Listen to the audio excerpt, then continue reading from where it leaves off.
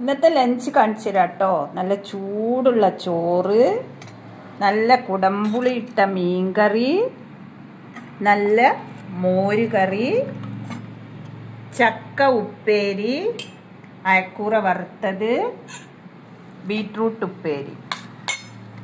ഇനി നമുക്ക് ചോറ് കഴിച്ചാലോ? ചൂടുള്ള ചോറ് വിളമ്പാം,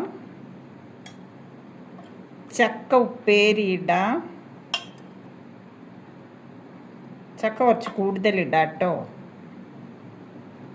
ഈ ബീട്രൂട്ട് ഉപ്പേരി ഇടാം,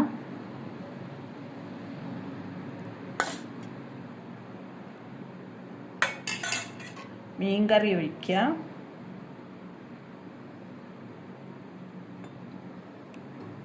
കുറച്ച് മോര് കറി ഒഴിക്കാം,